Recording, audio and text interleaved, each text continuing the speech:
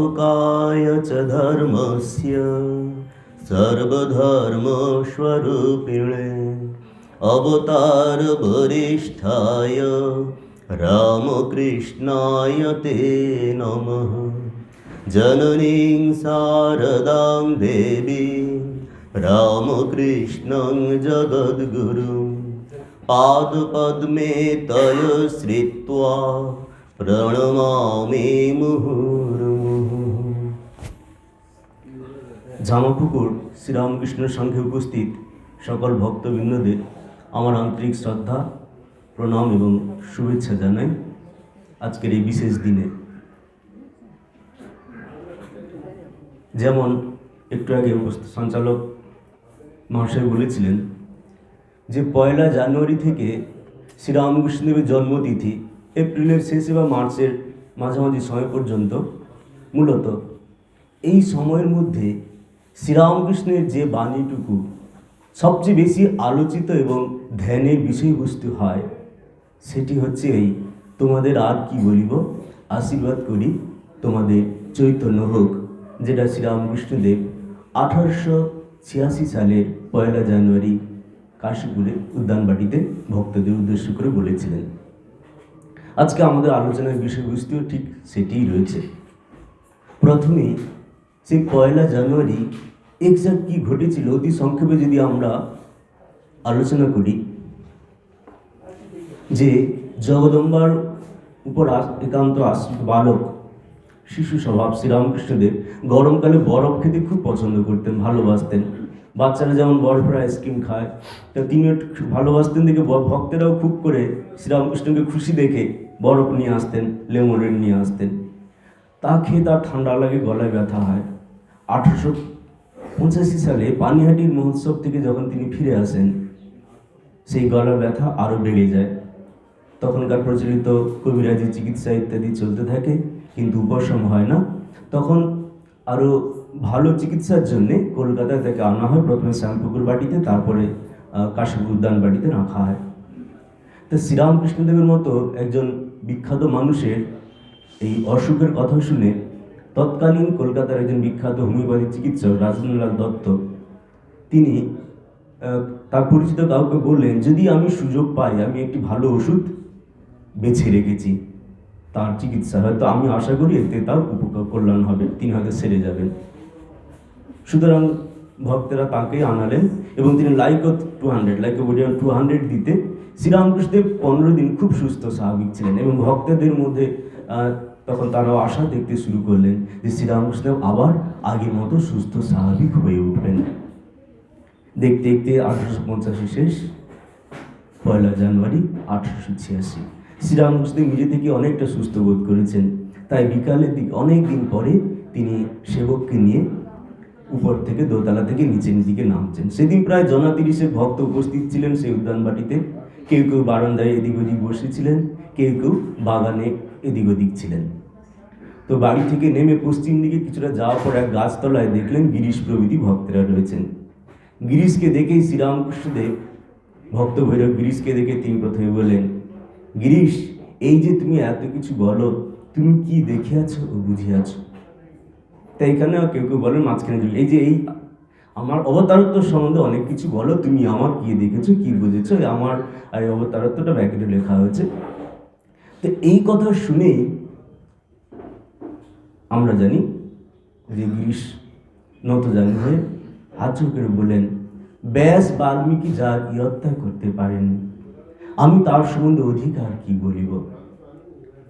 তার এই সরল বিশ্বাস এবং গভীর এইরকম একটা কথা শুনে শ্রীরামকৃষ্ণদেব ভাবাবিষ্ট হয়ে গেলেন এবং উপস্থিত সকলকে উদ্দেশ্য করে তখন বলেছিলেন, আমাদের যেটা আজকে বিষয়, তোমাদের আর কি বলিব, আশীর্বাদ করি তোমাদের চৈতন্য হোক। উপস্থিত সকল ভক্তেরা তখন আনন্দিত হয়ে শ্রীরামকৃষ্ণকে প্রণাম করলেন এবং তার অধিকাংশ স্পর্শ করতেই তাদের উচ্চ থেকে উচ্চতর আধ্যাত্মিক অনুভূতি হয়েছিল এবং অপূর্ব অনাস্বাদিত আনন্দ এবং আধ্যাত্মিক অনুভূতি তারা লাভ করেছিলেন।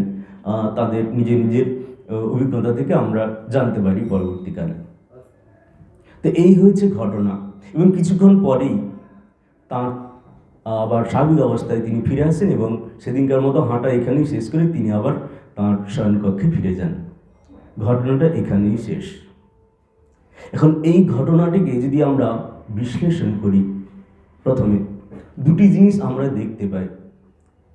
প্রথমে যদি আমরা দেখি যে হাটে হাঁড়ি ভাঙা, যে শ্রীরামকৃষ্ণদেবকে আমরা আগে সাধারণত দেখতাম দিনহীন একদম, কেউ ভক্তরা এলে বলতো আমি অতি সাধারণ মানুষ, নব না তোমার এক গাছি রোমেরও আমি যোগ্য নেই, সকলকে তিনি আগে প্রণাম করতেন, শ্রদ্ধা জানাতেন।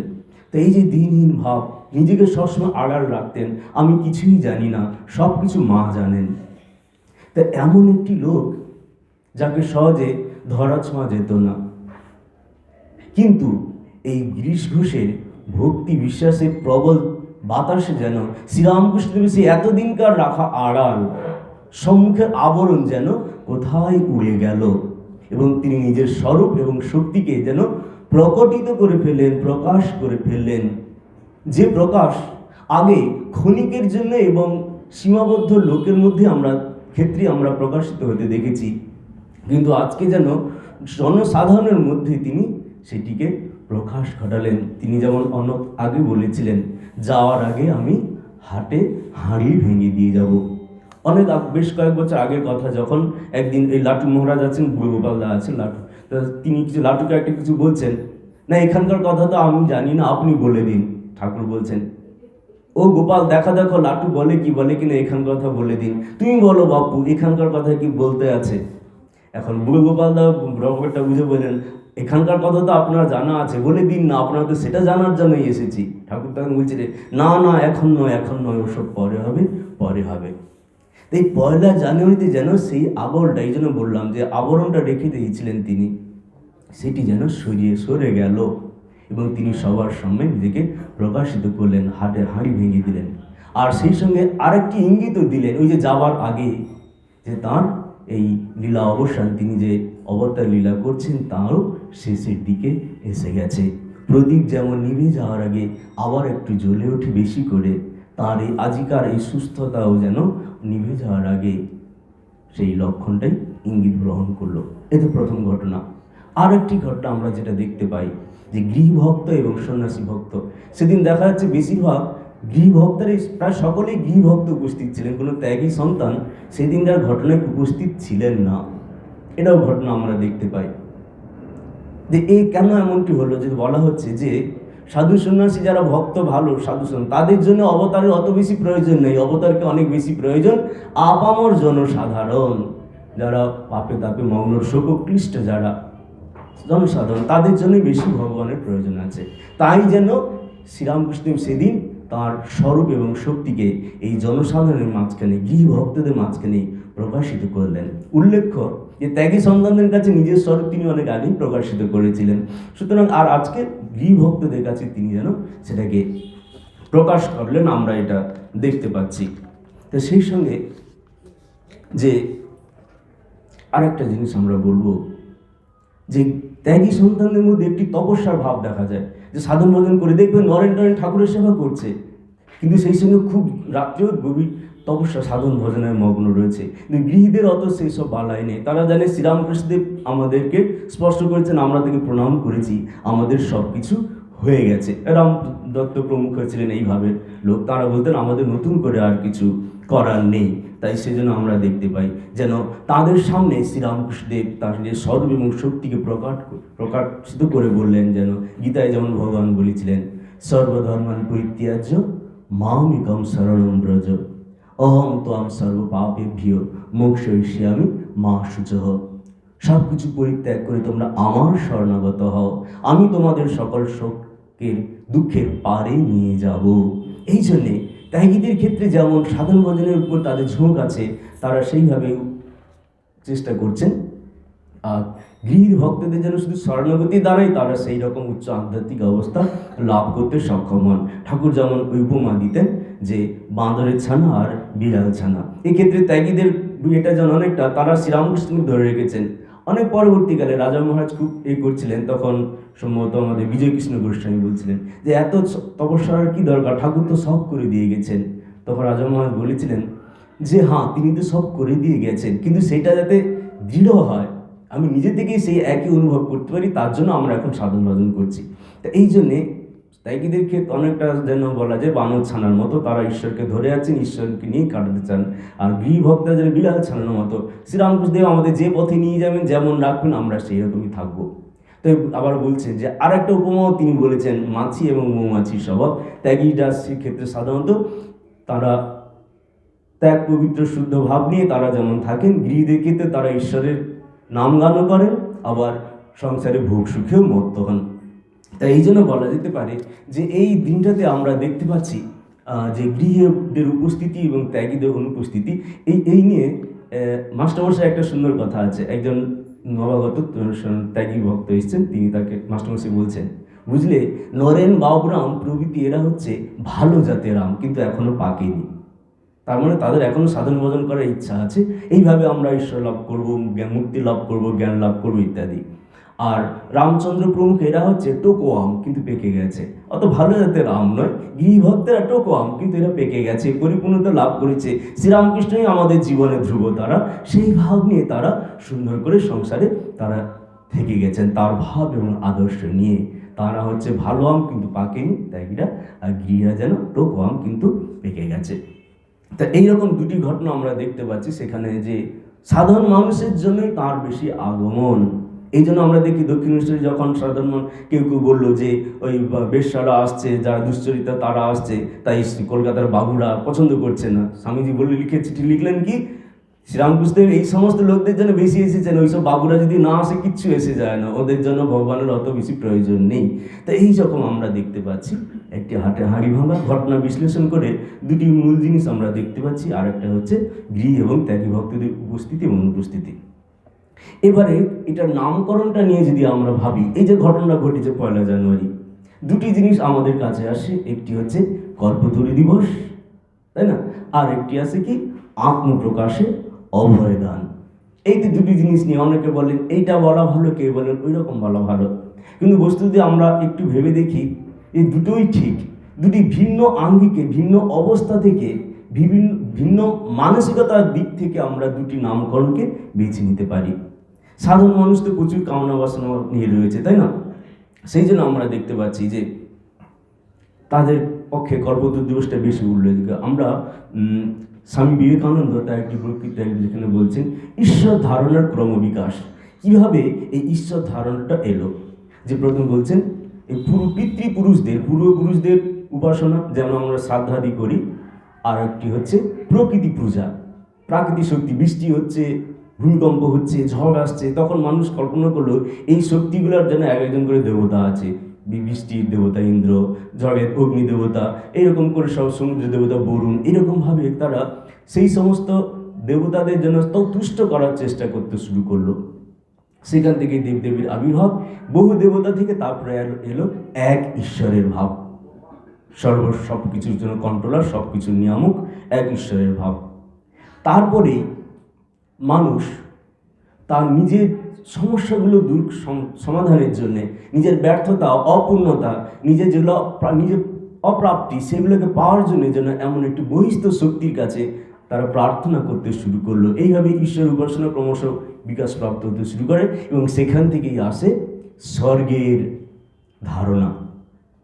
স্বর্গ সম্বন্ধে আমরা কি দেখি, নচিকেতা যেমন যমরাজকে বলছেন যে স্বর্গ কি, স্বর্গলোকে মধুতে, স্বর্গলোকে নতম ন জরায় বিভেতি, সেখানে তত্র নতম ন জরায় বিভেতি। স্বর্গলোকে সবাই খুব আনন্দে থাকে, সেখানে যমরাজ তুমিও নেই, মৃত্যু নেই, জরা ব্যাধি এসব কিছু নেই। বলছেন উভে তীর্থা অসনয় পিপাসে লোকাতিগ মধুতে স্বর্গলোকে, সেখানে ক্ষুধা তৃষ্ণা এসব কিছু নেই, সবসময় খুব আনন্দে থাকে। এই জগতে, এই সংসারে আমরা অনেক কষ্টে রয়েছি, দুঃখ কষ্টে রয়েছি, তার জন্য আমাদের স্বর্গের ধারণা, যেখানে এমন একটা যদি অবস্থা কল্পনা করা যায় যেখানে এগুলো থাকবে না, এইভাবে ঈশ্বর ধারণ, মানে স্বর্গের ধারণটা এসছে। স্বামীজি বলছেন যে ইহুদিদের, আরব কান্ট্রিতে যারা আছে মরুভূমি, তাদের স্বর্গের ধারণা কেমন হবে না, প্রচুর নদ নদী থাকবে, ঝর্ণা বইবে ইত্যাদি, গাছপালা থাকবে ইত্যাদি। স্বামীজি বলছেন কিন্তু আমি এমন একটি দেশ থেকে এসেছি, মানে এই বাংলা ভূমি থেকে, সেখানে প্রচুর নদ নদী, প্রায় বন্যা হয়, সুতরাং আমার স্বর্গে অত বেশি নদ নদী থাকা চলবে না, অল্প অল্প নদী থাকবে, এইরকম বসন্ত বইবে। তা সুতরাং মানুষের যেমন সংস্কার, তার স্বর্গ ওটা ঠিক সেই রকমই হতে শুরু করে। সেই জন্যে তারপরে স্বর্গের পরে এলো এমন একটি স্বর্গ, তো নয় মৃত্যুর পরে, কিন্তু এই জগতে যদি এমন একটি হতো ইনস্ট্যান্ট, আমাদের যা কিছু চাই সঙ্গে সঙ্গে যদি পেয়ে যেতাম। আগে কিছু জিনিস পেতে হলে টাকা জোগাড় করলে দামটা থাকলেই মোটামুটি কেনা যেত, কিন্তু এখন কি হয়েছে দেখুন, আপনার জিনিসের যা চাই তার প্রয়োজনীয় মূল্যটাও আছে, কিন্তু সঙ্গে সঙ্গে দিতে হবে জিএসটি নম্বর দিন, আধার নম্বর দিন, প্যান কার্ডের নম্বর দিন, তারপরে আবার বলে আঙুলের ছাপ দিন। নিচ্ছে না, সার্ভার ডাউন, ব্যাস গেল।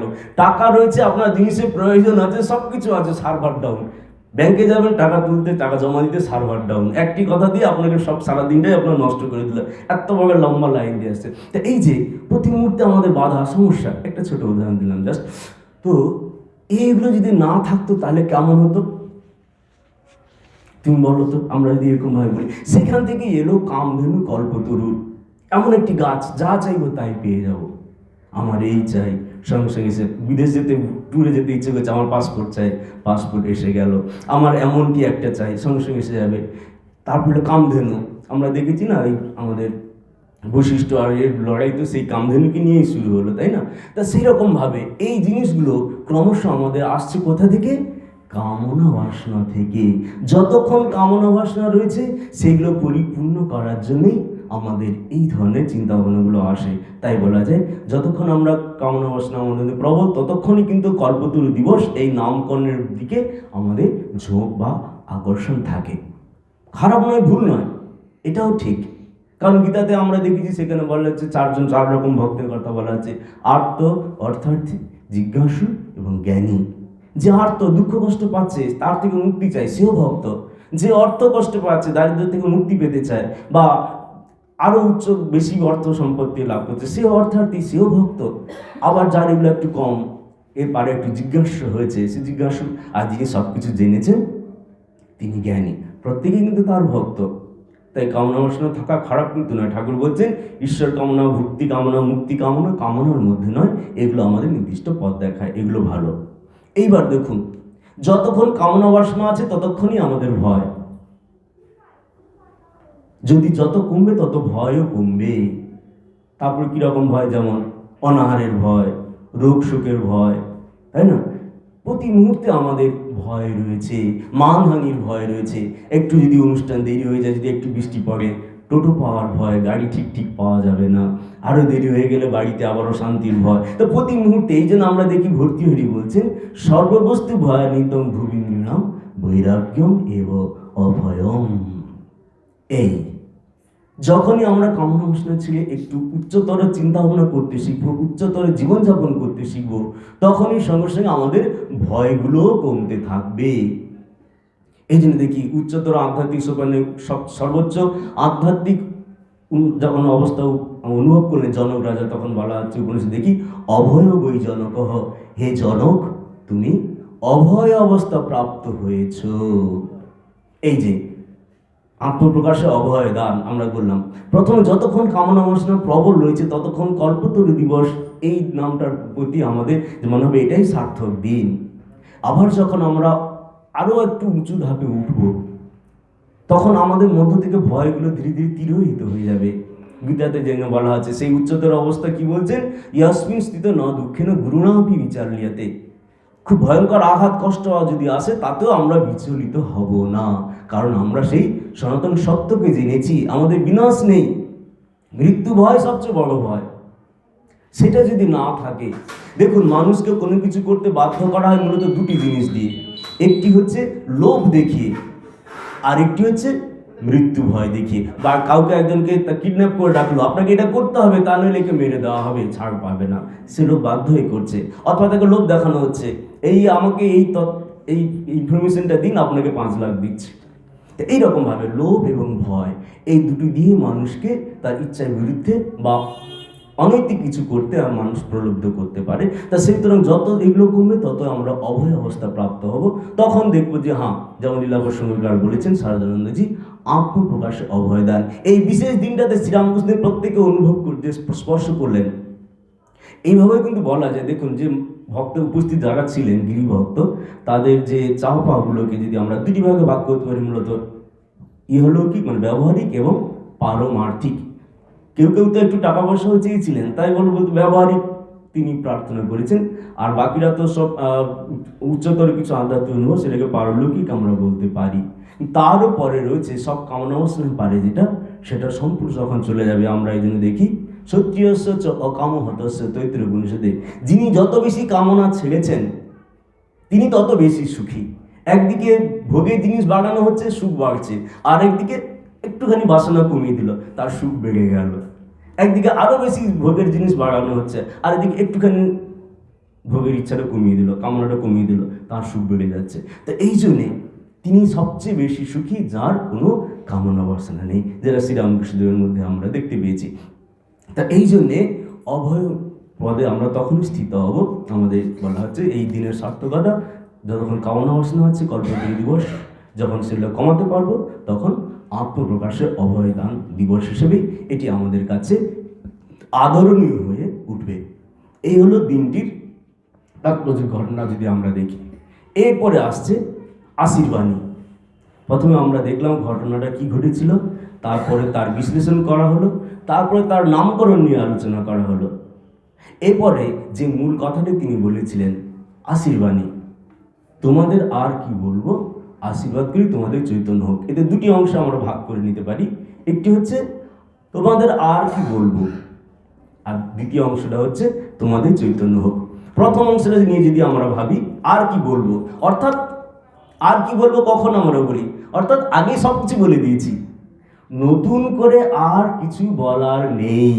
এই দক্ষিণেশ্বরের ছোট্ট ঘরটিতে বসে অথবা কলকাতার বিভিন্ন ভক্তদের বাড়িতে গিয়ে শ্রীরামকৃষ্ণ যে সৎপ্রসঙ্গগুলো করেছেন ইতিপূর্বে, তার জীবন এবং বাণীর মাধ্যমে তিনি ভক্তদের সামনে যে আদর্শ ভাব বা এগুলো তুলে ধরেছেন তত্ত্বকথা, সেগুলোই তার একমাত্র বলনীয়। আর নতুন করে বলনীয় বক্তব্য কিছু নেই। অথবা পূর্ব ধর্মাচার্যগণ যা বলেছেন, রামকৃষ্ণ মহম্মদ কি জিসাস খ্রাইস্ট, চৈতন্যদেব প্রভৃত, রামানুজ কবির থেকে শুরু করে যত আচার্য আছেন তারা যা বলে গেছেন, এবং আমাদের সনাতন শাস্ত্রে সেগুলোতে লিখিত হয়েছে। বেদ, বাইবেল, উপনিষদ, সব কোরআনে সবাইতে সেই এক সনাতন সত্যের কথাই লিখিত হয়েছে। অর্থাৎ সেইগুলো যা যা তারা বলে গেছেন আচার্যরা, এবং শাস্ত্রে যা লিখিত রয়েছে তা কম বেশি সকলেই তোমরা জানো, আমরা তো সব জানি। তাই নতুন করে যেন তার আর এখন আর কিছু বলার নেই। তাই তিনি বলছেন, আর কি বলবো, সব বলে দিয়েছি, অথবা তোমরা কম বেশি সেই ট্রুথগুলো, তত্ত্বকথাগুলো জানো। এই যে বিভাবে আমরা বলতে পারি আর নতুন করে কিছু বলার নেই। কিন্তু সেই তত্ত্বকথাগুলো যা আমরা শুনেছি, কথামিতে আমরা যেগুলো বারবার পড়ছি, এই সমস্ত সৎপ্রসঙ্গ যেখানে হচ্ছে, রেগুলার ক্লাস হচ্ছে, আমাদের ধর্মসভা হচ্ছে, ভক্ত সম্মেলন হচ্ছে, সেইগুলোতে যে কথাগুলো আমরা শুনছি, সেগুলো শুধু গ্রন্থে মাত্র যেন নিবিষ্ট না থাকে, আমাদের দৈনন্দিন জীবনে সেগুলোকে যথাসাধ্য অনুশীলন করতে হবে। ধর্ম যে শুধুমাত্র মতবাদ বা বিশ্বাস মাত্র নয়, ধর্ম হচ্ছে অনুভূতি। Religion is realisation. সেইটা যেন আমরা বুঝতে পারি। সেই জন্য, তা নইলে আমাদের জীবনের লক্ষ্য কি, এলাম, শুনলাম, আবার চলে গেলাম। ঠাকুর যেমন বলছেন, সাধুর ওই নিম কাঠের কমণ্ডলু, সাধুর সঙ্গে সব চারধাম করে আসে, সাধুর অবস্থার উন্নতি হয়, তার আধ্যাত্মিক অনুভূতি হতে থাকে, উচ্চ থেকে উচ্চতর স্তরে তিনি যেতে থাকেন, কিন্তু কমণ্ডলু যেমন ছিল তেমনটিই থেকে যায়। আমরা এই সমস্ত সৎপ্রসঙ্গ শুনলাম, সৎগ্রন্থ পাঠ করলাম, ইউটিউবে ভালো ভালো কথা শুনলাম, সবজি কাটা চলছে, ইউটিউবে শোনা চলছে, যাই হোক, তার একটা সার্থকতা হবে যখন সেটা আমাদের দৈনন্দিন জীবনে কিছুটা হলেও, আংশিক হলেও আমরা সেটাকে করতে পারবো, উপলব্ধি করতে পারবো, তবেই তার সার্থকতা। তাই বলা হচ্ছে, আর কি বলবো, সব আমরা কম বেশি জানি। ওই যে দুর্যোধন যেমন বলেছিলেন, জানামি ধর্মম নচমে প্রবৃত্তি, জানামি অধর্মম নচমে নিবৃত্তি।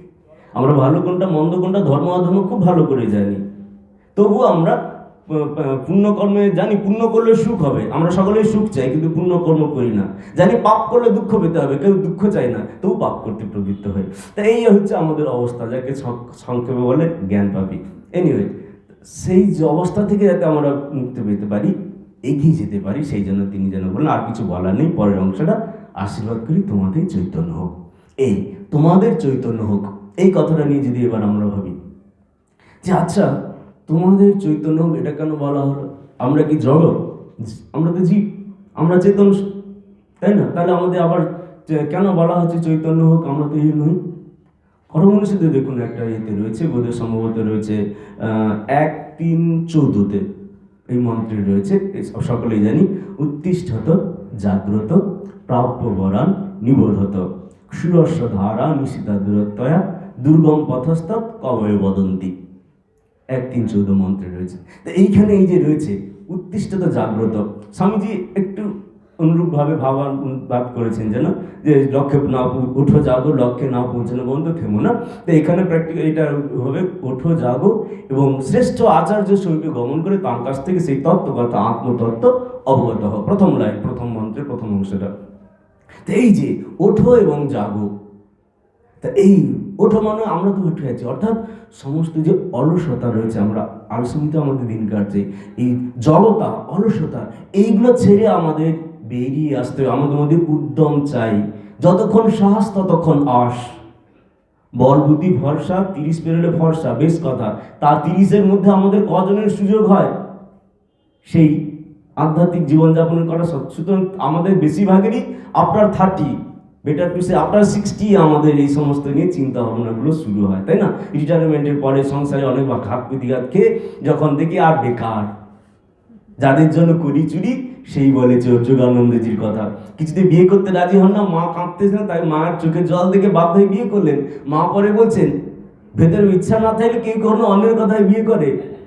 যোগানন্দজির মাথায় হাত, হায় ভগবান, যার জন্য তোমাকে ছাড়তে প্রবৃত্ত হলাম সেই তার মুখে এই কথা। এই সংসারে মন মুখ করে থাকার লোক একমাত্র ওই দক্ষিণেশ্বর পরমহংসকে দেখেছি, আর কেউ নয়। নিজের গর্ভধারিণী জননী পর্যন্ত নয়, যার জন্য করি চুরি সেই বলে চল। সুতরাং অনেক এইরকম অনেক বয়সে পরে আমরা শুরু করেছি, কিন্তু যতক্ষণ শ্বাস ততক্ষণ আস। আমরা অনেক ভাগ্যবান যে মৃত্যুর আগে হলেও আমরা এই সংসার যে অসার, এর থেকে কি করে আমরা ভালো হতে চেষ্টা করব, সেই জন্য আমরা শ্রীরামকৃষ্ণের ভাবে ধারায় এসেছি। কিভাবে আমরা উন্নততর জীবনযাপন করতে সক্ষম হব, সেই চেষ্টা আমরা সকল লিপ্ত হয়েছি, তাই না? সুতরাং সেদিক থেকে আমরা বলা যায় যে ওঠো জাগো, আমরা উঠেছি। আর জাগো অর্থাৎ জীবনের প্রকৃত লক্ষ্য কি সেটাকে জানতে হবে। টাকা পয়সা, ভোগ সুখ, দেহ সুখ, ঠাকুর বলছেন ঘর বাড়ি গয়নাগাড়ি সম্পত্তি, এগুলোই কি আমাদের জীবনের লক্ষ্য? না। অনেক প্রথম অবস্থায় মনে হবে এগুলোই জীবনের লক্ষ্য, কিন্তু একসময় দেখা যাবে না, এগুলো কখনোই আমাদের জীবনের লক্ষ্য নয়। স্বামীজি খুব ছোট্ট করে উদাহরণ, মজা করে উদাহরণ দিচ্ছেন। ছোটবেলায় আমার মনে হতো মিষ্টি বিশেষ যদি পেতে পারি তাহলে আমার জীবন সফল। আর একটু বড় হলো, তখন আর মিষ্টিতে মন ভরে না। কোচোয়ান ঘোড়া বেশ টকবক করে ঘোড়া চালিয়ে যায়, আমি যদি এরকম একটা ভালো ঘোড়া চালাতে পারতাম তাহলে আমার জীবন সার্থক। আর পরে যখন বিদেশে লেকচার বলছেন এখন আর সেরকম ভাবি না। তো এইরকম যত আমাদের চিন্তা ভাবনা পরিবর্তন হবে, আমাদের জীবনের লক্ষ্য বলে যাবে। এগুলোকে বলা হয় ইমিডিয়েট গোল। স্টুডেন্ট, তাকে প্রথমে ভালো মাধ্যমিক পাস করতে হবে, ভালো কলেজে ভালো সাবজেক্ট নিয়ে পড়তে হবে, তার ভালো একটা জব করতে হবে, সুন্দর একটা ফ্যামিলি লাইফ লিড করতে হবে, মা বাবাকে দেখতে হবে, সোসাইটিতে যাতে তার মান যশ বাড়ে, একটা হয়, প্রতিষ্ঠা হয়, সেই চেষ্টা করতে থাকে। এগুলো হবে তার গোলগুলো একটু একটু করে চেঞ্জ হতে থাকে, কিন্তু ইমিডিয়েট আলটিমেট গোলের কোনো চেঞ্জ নেই। সেটাকে ঠাকুর এখানে বলছেন যে চৈতন্য কি না, যে আমাদের জীবনের লক্ষ্য কি সেইটা প্রথম জানতে হবে। কোন পথে যাব আমরা সেই পথটাকে জানতে হবে। যে পথে চলবো সেই পথে বাধা বিপত্তি কি আছে সেটাও জানতে হবে। সে বাধা বিপত্তি কিভাবে অতিক্রম করব সেটাও জানতে হবে, তবেই তো সুবিধা হবে আমাদের সেই পথ চলা। আর সেই যে পথ চলাটা আমাদের বলে দিয়ে গেছি বিভিন্ন শাস্ত্রে। আগের পর্যটক যারা জানবেন, আমার তো ছোটবেলায় মনে হতো যে, এখনও তা ভাবি না, যে ভগবান আছেন বলাটা সহজ, নাই বলাটা অত্যন্ত কঠিন। যা আছে সেটা আছে বলা সহজ, কিন্তু নেই বলতে হলে অনেক পরিশ্রম করতে হয়। যেমন এইখানে রামবাবুকে আপনারা সহজ খুঁজছেন, রামবাবু বলে একজন আছেন ধরে নিন। যদি বলো দেখুন তো রামবাবু কোথায় আছেন, এদিক ওদিক খুলে এখানে নেই, ওখানে, ওই তো ওখানে বসে আছেন, বলতে না হ্যাঁ অল্প পরিশ্রম হলো। কিন্তু রামবাবু নেই এইটা বলতে হলে এখানে খুঁজতে হবে, ওখানে ওখানে সর্বত্র, এমনকি প্রয়োজনে ওয়াশরুমে গিয়েও আপনাকে একবার উঁকি মেরে কনফার্ম হতে হবে যে এখানে কোথাও নেই। ঈশ্বর আছে বলা সহজ, আমাদের স্বরূপকে অনুভব করাটা সহজ, কিন্তু তার বিপরীত আচরণ করাটাই যেন কঠিন। কিন্তু আমরা তো সবসময় সহজ ব্যাপারটা কঠিন করতেই ভালোবাসি, শুধু কঠিন কাজটাই করে চলেছি। আমরা পরে পরে আসবো সংসারে বিপরীত ভাবনা, অসম্ভাবনা এই নিয়ে। যাই হোক, আমাদের জীবনের লক্ষ্য কি সেটা জানতে হবে। উন্নততর বা উচ্চতর জীবনযাপন, আধ্যাত্মিক জীবনযাপন সেটা আমাদের জীবনের লক্ষ্য। পথ আমাদের শাস্ত্রে বা ধর্মাচার্যরা যা বলে দিয়ে গেছেন, যাদের দীক্ষা হয়েছে, গুরুদেব যা বলে দিয়ে গেছেন, সেটাই আমাদের পথ। তার বাধাগুলো বলে দিয়েছেন, কীভাবে সেই পথ আমরা অতিক্রম করব সেটাও বলে দিয়েছেন। এইটা হচ্ছে এই ব্যাপারে আমাদের স্থির হয় এবং অপ্রমত্তেন বেদ্ধব্যম, যেমন উপনিষদে বলছে, অপ্রমত্ত হয়ে আমাদের সেই পথে চলতে হবে, কোনো যেন ভুল না হয়। ভীষণ রকম আমাদের এই যে এই মন্ত্রের শেষ লাইনটা, ক্ষুরস্য ধারা নিষিদ্ধা দূরত্বয়া, ক্ষুরের অগ্রভাগ যেমন অত্যন্ত তীক্ষ্ণ, ছুরিগুলোর ডগাগুলো দিয়ে যদি রাস্তা বানানো হয়, তার উপরে হাঁটতে গেলে যেমন আমরা দেখি শোলের সেই নাচ আর কত কষ্টকর, তার থেকে অনেক বেশি, ঢের বেশি কষ্টকর আমাদের এই ক্ষুরের অগ্রভাগ দিয়ে চলা এই প্রকৃত আধ্যাত্মিক জীবন, ধর্মজীবন যাপন করা অনেক বেশি কঠিন। তাই বলছেন ক্ষুরস্য ধারা নিষিদ্ধা দূরত্বয়া, দুর্গম পথস্থ কবয়ে বর্তন্তি। যারা কবি, যারা জ্ঞানী, যারা মেধাবী, বিচক্ষণ, প্রাজ্ঞ, তারা বলেন এই ধর্মের পথ অত্যন্ত কঠিন, অত্যন্ত পিচ্ছল, খুব সতর্ক থাকতে হবে। যখন লং ড্রাইভে বেরোই, দেখা যায় যে রাস্তা ধারে লেখা রয়েছে ডোন্ট ড্রিঙ্ক হোয়াইল ড্রাইভিং। যখন রাস্তায় ড্রাইভিং করবে তখন ড্রিঙ্ক করবে না। Don't use mobile phone while driving, গাড়ি চালানোর সময় মোবাইল ফোন ব্যবহার করবে না, কারণ এতে আমাদের মনঃসংযম বিঘ্নিত হতে পারে এবং দুর্ঘটনা ঘটতে পারে। ভীষণ সতর্কতা চাই। এই ধর্মজীবন যাপন করতে হলো ঠিক সেই রকম ভীষণ সতর্কতা চাই, একটু যেন মনঃসংযমে এদিক ওদিক না হয়, অন্য কোনো দিকে মন বিক্ষিপ্ত না হয়। তাই বলা হলো ওঠো এবং জাগো। ঠাকুর এই জন্য আমাদের এখানে বলা হচ্ছে যে তাহলে আমরা চেতন, আবার যেন চেতন নইও বটে। ঠাকুর অন্যত্র বলছেন যে মানুষ কি না, মান আর হুঁশ। এই আমাদের এই হুঁশ, অ্যালার্টেড, অ্যাওয়ারনেস, এইটা বড় কম। অধিকাংশ সময় আমরা যেন ভুলে যাই যে আমরা মানুষ, বরং আমাদের আচার আচরণ মনুষ্যতর জীবজন্তুর সঙ্গে অধিক মিল খায়। অনেক সময় যদি আমরা ঠিক ঠিক সেলফ ইন্ট্রোস্পেকশন করি বা ঠিক ঠিক অন্যদের অবজার্ভ করি, তখন কিন্তু এই কনক্লুশন আমরা দেখতে পাই, বাহ্যত বলতে পারি। তো যাই হোক, সর্বত আমরা সকলেই ভগবান, সেটা আমরা এই সবসময় জানি। তা এই যে জিনিস অ্যালার্টনেস প্রয়োজন, অ্যাওয়ার, আমরা মানুষ, আমরা অন্যান্য জীবজন্তুর মতো নই। আহার নিদ্রা মৈথুন ভয়, এটা অন্য জীবজন্তুরাও তাই করছে। আমরা মানুষ, আমাদের বিশিষ্ট কি ধর্ম, আধ্যাত্মিকতা, এটাই অন্যান্য জীবজন্তুর থেকে মানুষের শ্রেষ্ঠত্ব। সেই ব্যাপারে যেন আমরা সচেতন হই। এই যে ঠাকুর বলছেন মান আর হুঁশ। আমরা যেন একটা ঘোরের মধ্যে রয়েছি, তাই না? দিন রাত কোথা থেকে কেমন একটা মোহের মধ্যে আমরা কেটে যাচ্ছি। এই অবস্থায় যদি আমরা থেকে কোনো চিন্তা নেই, উম্ফ থেকে টুম্ফ, গর্ভধারণ থেকে মানে জন্ম থেকে মৃত্যু আমাদের এমনি কেটে যাবে, কিন্তু আমাদের জীবনে যে প্রকৃত লক্ষ্য উন্নততর জীবন করা, চেতনার উন্নয়নকরণ, সেটি আর ঘটবে না। তাই বলা আছে ওঠো এবং জাগো। এই জন্য আমাদের যেন বলতে পারি যে আমরা যেন এই মোহ অবস্থা থেকে, এই ঘোরের ভেতর থেকে আমরা যেন বেরিয়ে এসে পথ চলা শুরু করি। অনেকের অসুখ আছে, ঘুমের ঘরে হাঁটে, সেটা ঠিক নয়। আমরা যেন জেগে নির্দিষ্ট লক্ষ্যে জাগ্রত অবস্থায় সচেতনভাবে আমাদের পথ চলা শুরু করি। সেই জন্য যেন ঠাকুর বললেন তোমাদের চৈতন্য হোক। তারপর বলছেন এই যে আমরা সব শুনছি, তত্ত্বকথা শুনছি, পড়ছি, জানছি, কিন্তু আমাদের ধী শক্তি অত্যন্ত অভাব, খুব পুয়ার, ক্ষীণ। তাই জন্য সেগুলো আমরা ধারণা করতে পারছি না। তার প্রতিবন্ধক কি? সংশয়। তারপর বলা হচ্ছে বিপরীত ভাবনা, অসম্ভাবনা। তিনটি রকম আমাদের মূল প্রতিবন্ধক রয়েছে। প্রথম হচ্ছে সংশয়, যে শ্রীরামকৃষ্ণদেবকে সম্বন্ধে স্বামীজি লিখছেন সংশয় রাক্ষস নাশ মহাস্ত্র। আমরা দেখি যে এই যুগে মানুষের মনে যত রকম সংশয় আছে, প্রমাণগত, প্রমেয়গত, প্রমাতৃগত, তিন রকম সংশয় আছে, সেই সব কিছুকে শ্রীরামকৃষ্ণদেব যেন দূর করে দিলেন। প্রথম সংশয়, বলেছে বটে আমরা ভগবান বা আমরা আত্মস্বরূপ, আমরা তার সন্তান, কই তার মধ্যে কিছু দেখি না। ওই ছবির কাছে গিয়ে বলবো বাবা আজকে বাজার যাচ্ছি, টাকা কম আছে, তুমি আমাকে কিছু টাকা দাও, দেবে কিছু, আর অফিসের ছুটি হচ্ছে না, তুমি একটু করে দাও। আমরা এইভাবে কি নিশ্চিন্তে বলতে পারি? যার সেইভাবে আছে দেখি। নরেনকে যেমন ঠাকুর পাঠালেন, নরেনের মা কালীর উপর বিশ্বাস ছিল না। ভাই বোনেরা, মা ভাই খেতে পাচ্ছে না, তার জন্য যখন বলে তুই তো মাকে মানে যা, মার কাছে যা।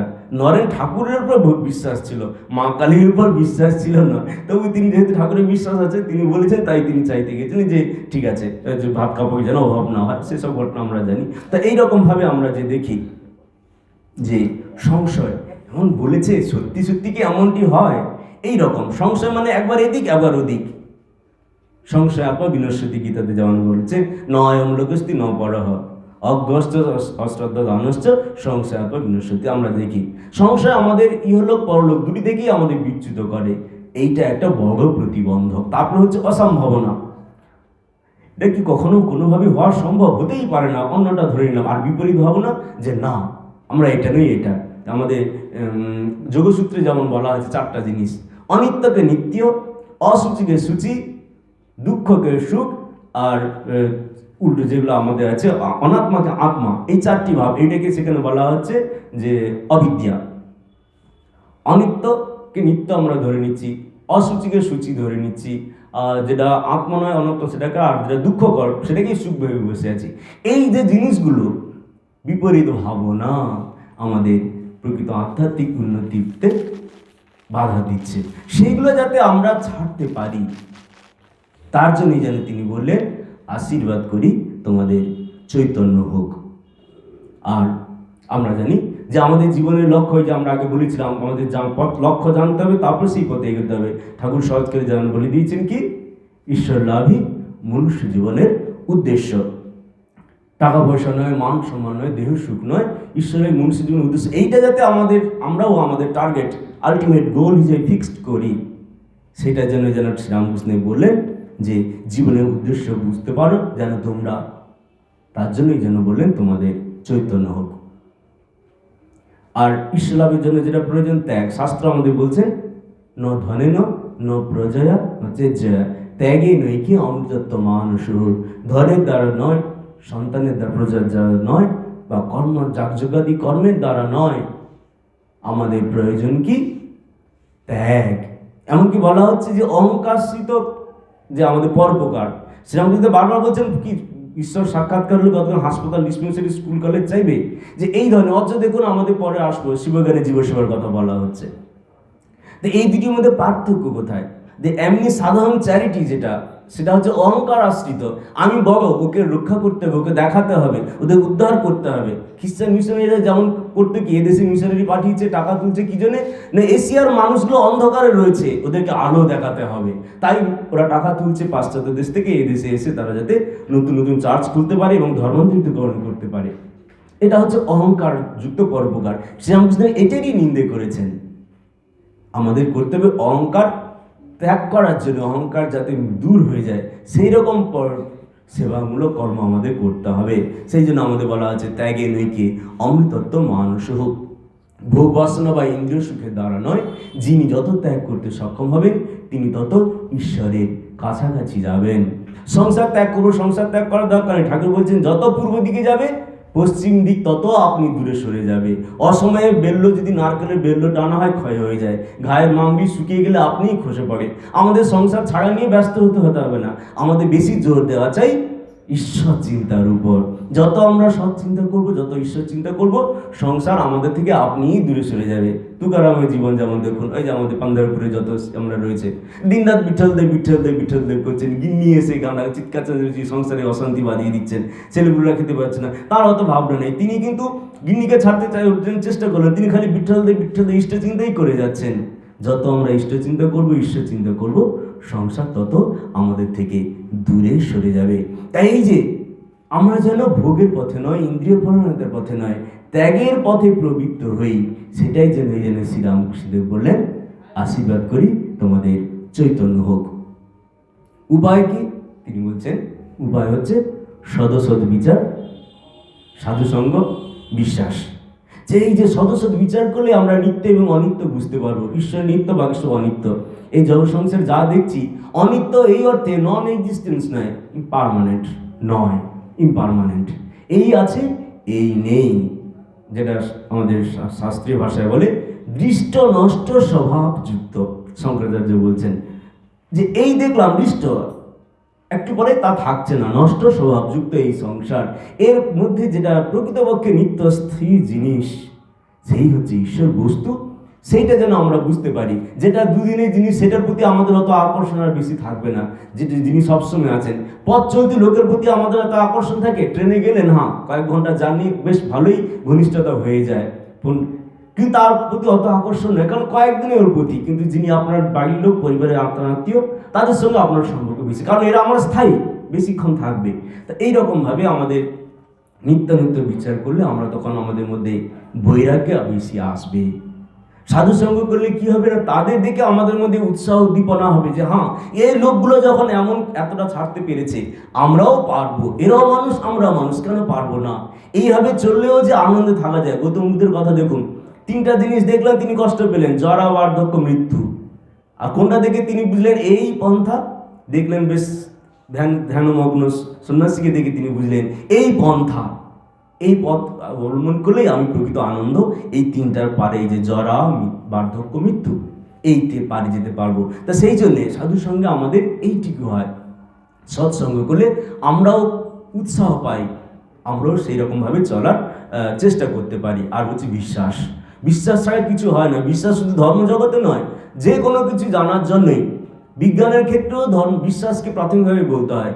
যেমন ডাল্টন কি স্বামীজি বলছেন, ডাল্টন কি বলেছেন, হাক্সলি কি বলেছেন, টিল্ডার কি বলেছেন, সেটা যদি আমি মেনে না নিই, শডিঞ্জার কি বলেছেন যদি মেনে না নিই, তাহলে তো বাকি পরের জিনিসগুলো আমরা করতে পারবো না। স্বামীজি এই জন্য বলছেন যে বিজ্ঞানের ক্ষেত্রে যতটুকু বিশ্বাসের প্রয়োজন, ধর্ম ঠিক ততটুকুই বিশ্বাস দাবি করে, তার থেকে বেশি নয়। এই বিশ্বাস বলতে আমরা একটা বলতে পারি যা গুরুদেব বলেছেন সেটা ঠিক, আরেকটা কনফিডেন্স, আত্মবিশ্বাস, আমি পারবো। দুটো জিনিস, গুরুদেব যা বলেছেন, শাস্ত্র যা বলেছেন সেটা ঠিক, আর একটা আমি পারবো, আত্মবিশ্বাস। এই নিয়ে যদি আমরা পারি, তাহলে দেখতে পারবো আমরা সেই জীবনের প্রকৃত লক্ষ্য যেটা, সেখানে পৌঁছতে পারবো। সেই জন্য আমাদের যাতে এই 3টা জিনিস উপায়কে আমরা অবলম্বন করি, তাই জন্য ঠাকুর বললেন তোমাদের চৈতন্য হোক, যত মত তত পথ, সব ধর্মই সমান। মানে এই অর্থে সব পথে গিয়েই এক ঈশ্বরকেই লাভ করা যায়।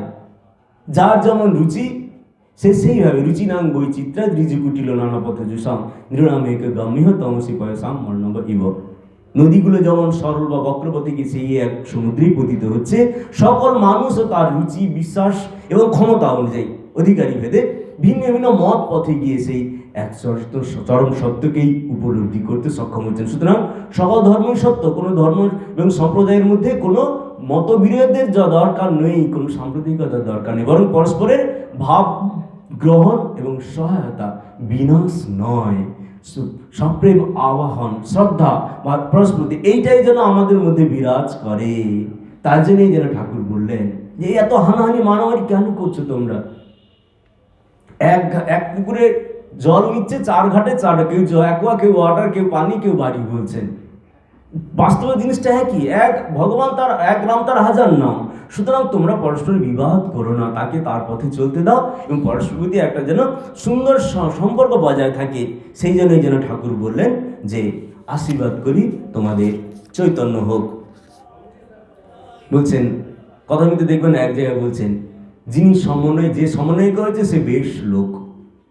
এই যুগের ভাব হচ্ছে সমন্বয়, হারমোনি, সমস্ত ক্ষেত্রে, কি ব্যক্তি জীবনে, কি সমষ্টি জীবনে, মানে ব্যষ্টি জীবনের সঙ্গে সমষ্টি জীবনের ক্ষেত্রে আমাদের প্রবলেম হচ্ছে একটা, ইন্ডিভিজুয়ালিটি আর কালেকটিভিটি।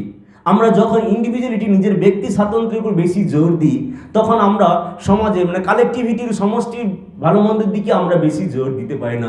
বর্তমান সমাজে একটা বড় সমস্যা দেখা দিচ্ছে, যেটা এই ইন্ডিভিজুয়ালিটির উপর বেশি জোর দেওয়া। আমি যা খুশি করব, আমি করতে পারি, ইটস আওয়ার ডেমোক্রেটিক রাইট, এটা আর কনস্টিটিউশনাল রাইট। এই যে জিনিসটা আমাদের প্রাচীন ভারতের, যেটা সনাতন ভারতের ধারা যেটা আছে, সকলের নিজের ডিউটির প্রতি সচেতন। কেউ বলে না এটা আমার কর্তব্য, দেখেছেন কোনো লোককে দাবি করতে এটা আমার কর্তব্য আমি করব? Not a single one. হাজার হাজার লোক দাবি করতে থাকে এটা আমার রাইট। একটা ভালো কথা আমরা শুনছি, Swaraj is our birthright and habit. আর স্বরাজ আমাদের স্বাধীনতা, আমাদের জন্মগত অধিকার, সেটা আমি করবো। আমরা স্বাধীনতা আন্দোলনের সময় সেটা দেখেছি, সেটা অনেক মানুষের কল্যাণের জন্য এবং তাতে ভালো হয়েছে। কিন্তু এখনকার দিনে আমরা কেউ আমাদের দায়িত্ব সচেতন নই। সকলেই আমার কি অধিকার, আমি কি করতে পারি, সেইটি ব্যাপারে বেশি সচেতন। এই জন্যই যত সমস্যা। এই ব্যষ্টি জীবন এবং সমষ্টি জীবন দুটির মধ্যে সমন্বয় সাধন করতে হবে। এই সমন্বয় এই ব্লাইট আমাদের নিজের জীবন, রাজ্য স্তরে, জাতীয় স্তরে এবং আন্তর্জাতিক স্তরে সবগুলোর মধ্যে একটি সামঞ্জস্য রক্ষা করতে হবে। পরস্পরের মধ্যে পরস্পর বিপরীত যেন না হয়ে যায়। এদিকে আমাদের যেমন রাজ্য সরকার একরকম বললো, পাশের রাজ্য আরেকরকম বললো, কেন্দ্র সরকার একরকম বললো, আন্তর্জাতিক ইউনাইটেড নেশনস আরেকরকম বললো, তাহলে সমস্যা বাড়বেই, কমবে না। এই শ্রীরামকৃষ্ণ এই যুগে এই জন্য আমাদের প্রত্যেকটা ক্ষেত্রে পারিবারিক জীবন, অফিস ব্যবসায়িক জীবন আর কর্মজীবন দুটির মধ্যে কিভাবে সংযোগ করতে হবে। কিছু লোক আছে নিজের ব্যক্তি পারিবারিক জীবনের উপর বেশি জোর দিতে গিয়ে তার কর্মজীবনে সেখানে অবহেলা করছে, আবার কেউ কেউ খুব বেশি কর্মনিষ্ঠ হয়ে যাচ্ছে। আমি একজন আর্মি, আমি পুলিশের লোক, আমাকে কর্তব্য পরায়ণ হতে হবে, কিন্তু দেখা যাচ্ছে সেক্ষেত্রে নিষ্ঠতাকে অবলম্বন করে তার পারিবারিক জীবনকে হয়তো কিছুটা করে দিচ্ছেন। তো এই জন্য শ্রীরামকৃষ্ণের জীবন আমরা দেখতে পাই প্রত্যেকটা ক্ষেত্রে কিভাবে সমন্বয় সাধন করতে হয়।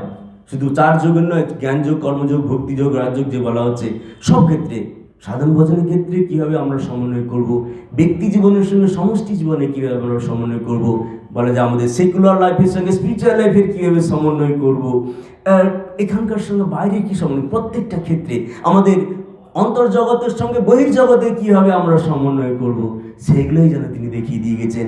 আর এই পথেই যেন আমরা যাই, তাই যেন তিনি বললেন, আশীর্বাদ করি তোমাদের চৈতন্য হোক। বলছেন অদ্বৈত জ্ঞান আঁচলে বেঁধে যা খুশি করো। তিনি আমরা দেখি যে আমাদের যারা ফিলোসফি দার্শনিক চিন্তা ভাবনা নিয়ে আলোচনা করেন, তারা দেখবে দ্বৈত, বিশিষ্টাদ্বৈত, অদ্বৈত, এই 3টি মেইন স্কুল রয়েছে ইন আওয়ার হিন্দি ফিলোসফি। তো এইগুলোর মধ্যে কত সমস্যা, শঙ্কর অদ্বৈতবাদী, রামানুজ বিশিষ্ট দ্বৈতবাদী, মধ্ব চৈতন্য এরা হচ্ছে দ্বৈতবাদী। এই নিয়ে এটা ভালো এটা মন্দ, কৃষ্ণমূর্তি কি বললেন যে না, এগুলো হচ্ছে ভিন্ন ভিন্ন অবস্থায়, পরস্পরের বিরোধী নয়, পরস্পরের পরিপূরক। প্রথম অবস্থায় দ্বৈত ভাবাত্মক চিন্তা ভাবনাই আমাদের মধ্যে আসে, আমি আছি, জগৎ আছে, ঈশ্বর আছে। আর উন্নততর অবস্থায় আমরা যেন তার সন্তান, আমরা তার অংশ।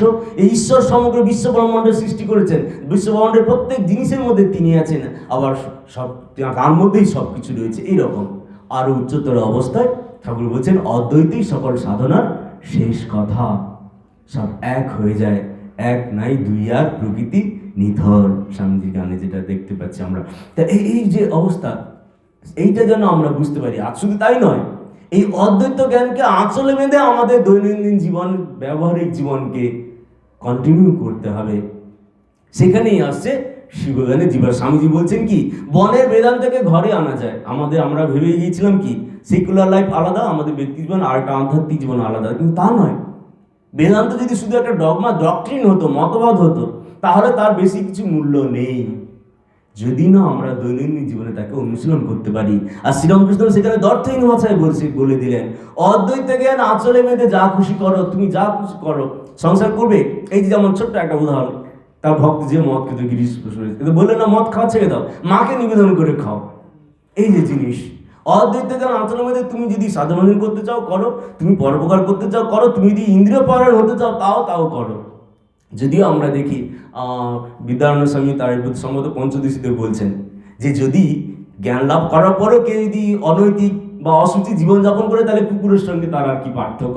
সেই ক্ষেত্রে আমরা বলতে ঠাকুর যেমন বলছেন যে নাচতে শিখেছে তার বেতালে পা পড়ে না। অশুভ কর্মের দ্বারা অশুভ কর্ম, অশুভ চিন্তাকে দূর করে তবেই মাত্র মানুষ জ্ঞান বা তত্ত্ব লাভ করে।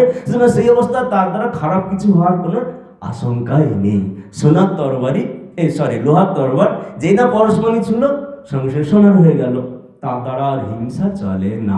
সুতরাং এই জন্য আমরা বলছেন ঠাকুর অদ্বৈত জ্ঞান আঁচলে বেঁধে যা খুশি করো, যা চরম উদাহরণ ঠাকুর নিজের জীবনে দেখিয়ে দিয়েছেন। এই যে গলায় ক্যান্সার হয়েছে, খেতে পাচ্ছেন না, নরেন টরেন খুব ধরেছে, আপনি মাকে বলুন যেন অসুখটা সারিয়ে দেন।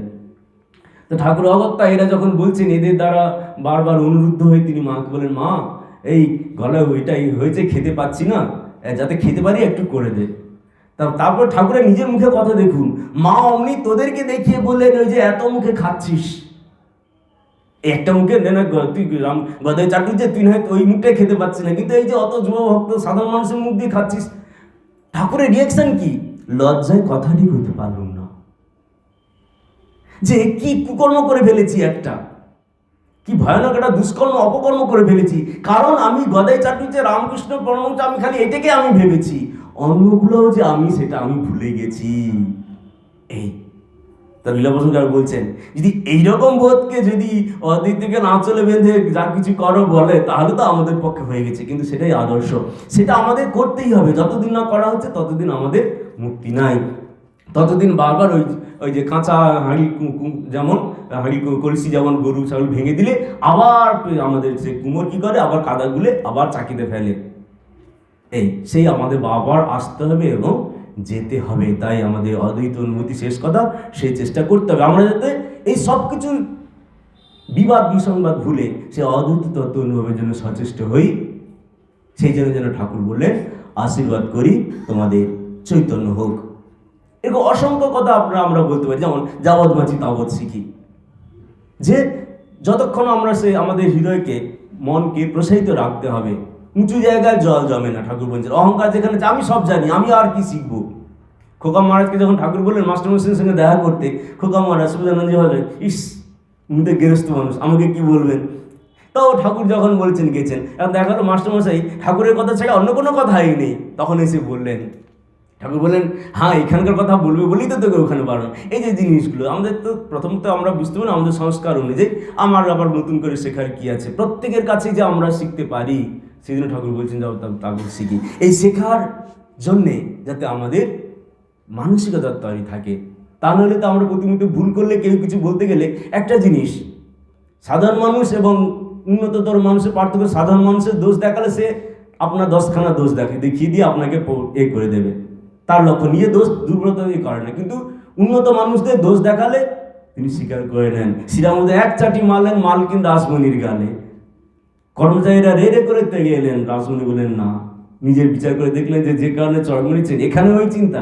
এই গুণী মানুষ উন্নততর মানুষের সঙ্গে সাধারণ মানুষের এই পার্থক্য দেখবেন। আপনাদের পরিবারের পরিচিতের মধ্যে কিছু একটা ছোট কথা আপনি হয়তো বলে দিলেন, তিনি আপনার 10খানা কি 100খানা দোষ দেখিয়ে দেবে। তো এইরকমভাবে প্রতি মুহূর্তে আমরা দেখি। শেষে বলবো, এর কোনো শেষ নেই যে কতভাবে তিনি আমাদেরকে চৈতন্য সম্পাদনের জন্য যাতে আমরা যত্নবান হই সেই চেষ্টা করে গেছেন। বলছেন যে রাম যে কৃষ্ণ সেই ইদানিং এসে রামকৃষ্ণ। পূর্ব যে অবতার, যে আত্মা যেন ভিন্ন ভিন্ন রূপে তিনি বারবার এসে যুগে যুগে মানুষকে পথ দেখিয়ে গেছেন, সেই তিনিই আবার এবারে রামকৃষ্ণ রূপ ধরে এসেছেন আমাদের পথ দেখাতে।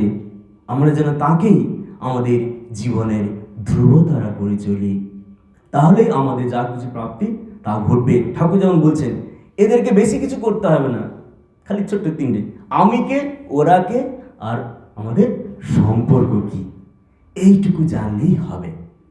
এইটা হচ্ছে মোট কথা। শ্রীরামকৃষ্ণদেব কে ছিলেন? সর্বত আমরা যদি বলি যুগ অবতার যিনি পূর্ণ ব্রহ্ম নারায়ণ। আমরা কে? আমরা প্রথম অবস্থায় বলতে পারি আমরা তার সন্তান, আর শেষে আমরা দেখবো আপনাদের তখন আর নাম রূপে পারি, যখন আমরা সর্বত আমরা এক, কিন্তু যতক্ষণ নাম এবং রূপ আছে। অস্থি ভাতি প্রিয় নাম রূপ। এই অস্থি ভাতি প্রিয় এটা হচ্ছে যেন আমাদের স্বরূপ, ব্রহ্মানন্দ স্বরূপ, সচ্চিদানন্দ স্বরূপ, সেটা সবার ক্ষেত্রে এক। আর নাম আর রূপ, প্রত্যেকে আমরা আছি, আমাদের নাম আলাদা, রূপ আলাদা, সেখানেই আমাদের পৃথক ভাব হয়ে যাচ্ছে। তা সেইগুলো যাতে আমাদের এ না থেকে, তাই বলছেন যিনি রাম যিনি কৃষ্ণ তিনিই ইদানিং এই শ্রী রামকৃষ্ণ, তিনিই আমাদের জীবনের ইষ্ট, তিনিই আমাদের জীবনের ধ্রুবতারা। শ্রীরামকৃষ্ণদেব, মা সারদা, স্বামী বিবেকানন্দ যে পথ দেখিয়ে দিয়ে গেছেন, যে যুগধর্ম শিবজ্ঞানের জীবসেবা, যার মূলে রয়েছে অদ্বৈত অনুভব, অদ্বৈত জ্ঞান আচলের মধ্যে সব কিছু করা, যেটা অহংকার আশ্রিত পরোপকার নয়, অহংকার মানে দূরীকরণার্থ যে পরহিত চেষ্টা, সেটাই আমাদের করতে হবে। সবাই ভালো থাকুন, আনন্দে থাকুন, তার কাছে প্রার্থনা করি আমাদের মধ্যে সেই চেতনা যেন জাগ্রত হয়। জয় শ্রীরামকৃষ্ণ, জয় মা, জয় স্বামীজি। প্রাণারাম প্রাণারাম প্রাণারাম প্রাণারাম প্রাণারাম প্রাণারাম। কি যেন লুকানো নামে তাই মিষ্ট এত তব নাম। প্রাণারাম প্রাণারাম প্রাণারাম প্রাণারাম প্রাণারাম।